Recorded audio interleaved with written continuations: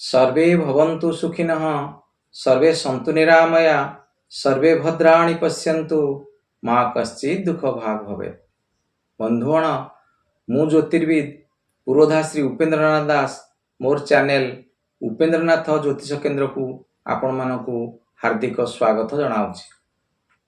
आमे पूर्व अध्याय मानकरे पढ़िलेणी ज्योतिष शास्त्रर मूल विषय वस्तु को जानिलेणी। आसंतु आज गोटे प्रैक्टिकल भित्तिक विषय वस्तु उपरे आलोचना करिवा। आ विषय वस्तुटी हेउची जातकरे मंगल दोष बा मांगलिक दोष किपरि सृष्टि होइथाय आउ एही दोषटी पुणी किपरि खंडन होइथाय से विषय आसंतु आज किछि विशेष आलोचना करिवा। आपण माने केमिति जानिबे जे जातकरे मंगल दोष अछि बोली केमिति जानिबे? आपण जातकटी आणंतु आ जातकटी खोलिकी देखंतु आउ मंगल जदि जन्म कुंडली रे लग्न घरे चतुर्थ घरे सप्तम घरे अष्टम घरे बा द्वादश घरे बसी थाए तेबे से जातक बा जातिका को मांगलिक दोष लागि थाए। एहाकू स्क्रीन उपरे देखंतु पुणी जातकरे एमिति किछि जोग रही थाए जहाँकि मंगल दोष को खंडन भी करि थाए। आउ सेही नियम गुडी को मु कहूची आपण माने याकू टिपिकी रखंतु देखंतु आ भल भाबरे बुझंतु आ आसंतु जानिबा। मंगल जदि केंद्र बा त्रिकोणर स्वामी होई थाए ताहले आपे आपे मंगल दोष खंडन हो जाय थाए। से जातकटी रे आपण मांगलिक कोष्ठीटी होइथिबो किंतु मंगल कोन हेतिबो केंद्र घर। हम तो पूर्व पढ़ीचे केंद्र घर काहू कहंती? प्रथम घर चतुर्थ घर सप्तम घर आउ दशम घर।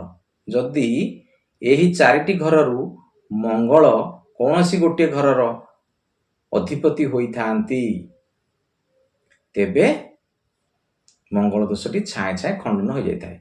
से भली मंगल जदि त्रिकोण रवि स्वामी होई थाए ताहले भी मंगल दोषटी खंडन हो जाय थाए। त्रिकोण में आगु पढ़ीचे पूर्व अध्याय रे पढ़ीचे त्रिकोण हेउची लग्न घर आउ पंचम घर आउ नवम घर। मांगलिक कोष्ठीटी हेतिबो आउ सेथिरे मंगल ए त्रिकोण ए तीनोटी घर भितर कोनोसी गोटे घरर स्वामी होइथिबो अधिपति हेतिबो ते मंगल दोषटी छाए छाए खंडन हो जाए।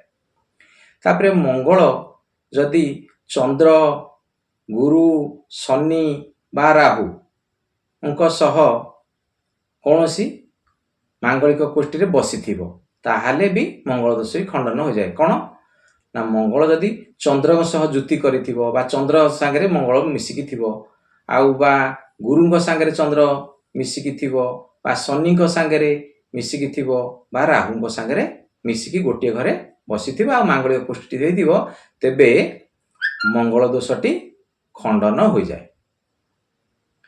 आउ मंगल उपरे जदि गुरु बा शनिଙ୍କର दृष्टि पडु थाए ताहले भी मंगल दोष खंडन हो जाय थाए।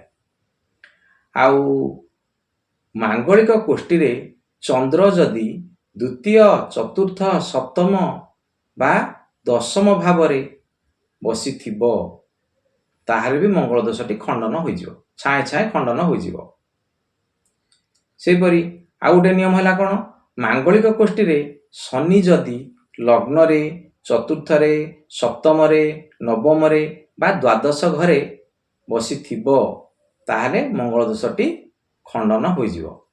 तापरे मांगलिक कोष्ठी रे शुक्र जदि द्वितीय घरे बसिथिबो ताहले भी मंगल दोषटी खंडन हो जिवो। तापरे आउ गोटे नियम अछि मंगल जदि सेही कोष्ठी रे अस्त हो जाइथिबो। हम तो पूर्व अध्याय रे पढ़ीचे अस्त केमिति ग्रह माने हो जांती आउ सेही बळी मंगल जदि अस्त होई कोष्ठी रे थिबो तेबे मंगल दोष छाए छाए खंडन हो जाइथिबो।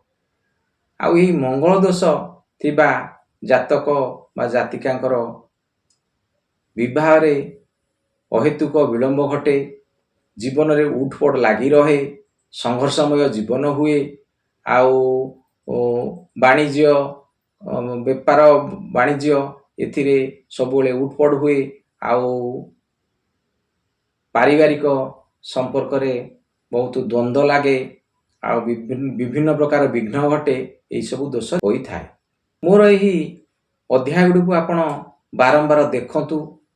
ପ୍ରଥମ ପାର୍ଟ ଠାରୁ ଆପଣ ଦେଖି ଦେଖି ଆସନ୍ତୁ ଯେ ଏଗୁଡ଼ିକ ବୁଝିବାକୁ ଆପଣଙ୍କୁ ବହୁତ ସୁବିଧା ହେବ।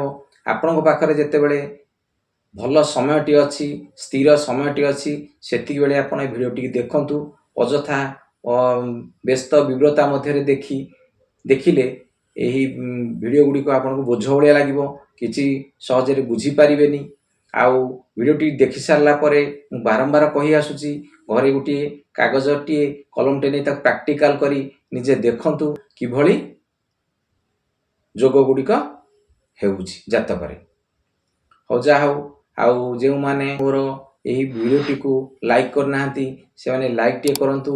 ଆଉ ଅନ୍ୟମାନଙ୍କର ଜାଣିବା ପାଇଁ, ଅନ୍ୟମାନଙ୍କର ନଲେଜ ପାଇଁ ଏହାକୁ ସେୟାର କରନ୍ତୁ। ଆଉ ସବସ୍କ୍ରାଇବଟିଏ କରନ୍ତୁ, ଯାହାକି ଆପଣ ମୋର ଅପଲୋଡ଼ ହେଲେ ଭିଡ଼ିଓଟି ପ୍ରଥମେ ଦେଖିପାରିବେ। ହଉ ରହୁଛି। ମୁଁ ଜ୍ୟୋତିର୍ବିଦ ପୁରୋଧାଶ୍ରୀ ଉପେନ୍ଦ୍ରନାଥ ଦାସ।